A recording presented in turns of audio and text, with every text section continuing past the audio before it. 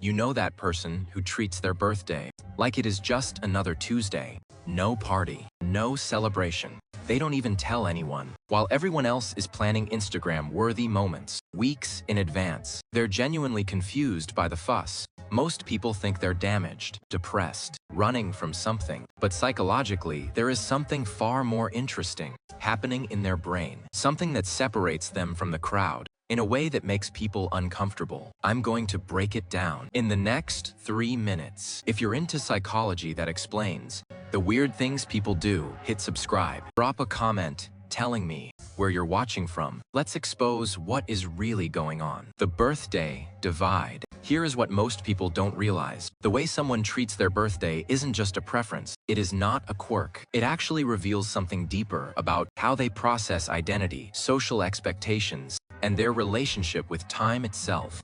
It is a psychological fingerprint, and it divides humanity into two camps, those who need the celebration and those who don't. Let's break down what is really happening in the minds of birthday skippers. Trait number 1, internal locus of identity. These people have what psychologists call an internal locus of identity. Translation: they don't need external validation to feel like they exist or matter. Think about what birthdays actually are. Social proof that you're valued. The cake, the messages, the attention flooding your phone. It is society saying, we acknowledge you, you matter, you're still here, and we care. For most people, that annual reminder is oxygen. Without it, they feel invisible, forgotten, like maybe they don't matter at all. But people who skip their birthday have already internalized their self-worth. They don't need the annual reminder that they're significant. Their identity isn't tied to social rituals. It is quietly confident, almost invisible to people who need external celebration to feel seen.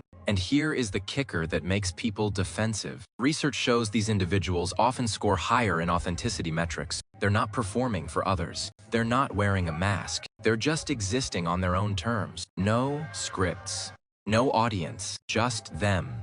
And that makes people who live for validation deeply uncomfortable, because it forces the question, if you need a birthday party to feel loved, what does that say about the rest of your year? Trait number 2, continuous time perception. The second thing is they experience time differently. Most of us see birthdays as milestones, markers, little checkpoints that scream, you're getting older, better make it count.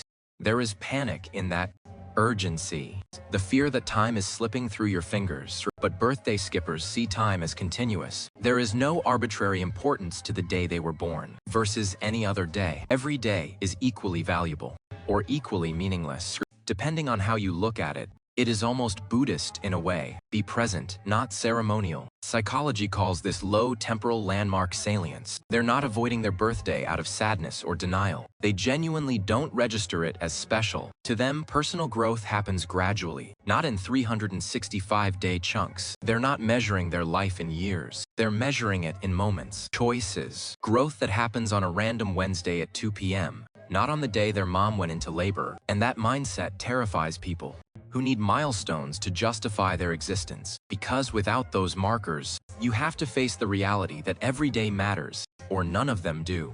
Trait number 3, social energy budget. The last one is simply about social energy. Birthday celebrations require emotional labor. You have to manage other people's expectations, perform gratitude for gifts you didn't ask for, navigate social dynamics, pretend you love that candle or gift card, smile through awkward singing, act surprised even when it is obvious. It is exhausting. People who opt out are often high in what is called social selectivity. They're not antisocial, they're not broken or cold. They just have a limited budget for social performance, and they'd rather spend it on interactions that feel genuine, not obligatory.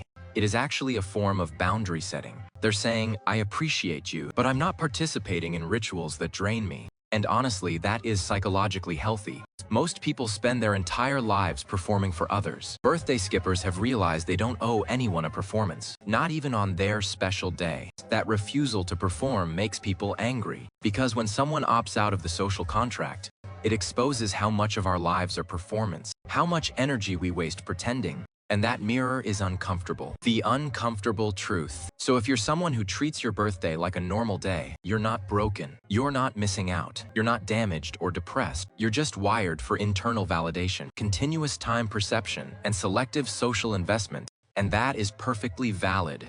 But here's the part no one wants to say out loud. If you're someone who needs a birthday celebration to feel valued, that is also valid. But it might be worth asking yourself why. Why do you need one day, a year, where people are obligated to care about you? What is missing the other 364 days? Are your relationships strong enough that you feel seen without the ritual? Or do you need the ritual because the rest of the year feels hollow? That is not a judgment. It is an invitation to get honest. Because the people who skip birthdays aren't superior, and the people who celebrate aren't weaker. They're just operating on different psychological wiring. But one group is living for external approval, and the other has learned to generate their own. The real question is, which one are you? And more importantly, which one do you want to be? If you want more deep dives into daily psychology like this, I drop new insights every week in my newsletter. Link in the description. No fluff, just psychology that makes you go, oh, that explains everything. Now go argue in the comments about which type you are. I'll be reading every single one.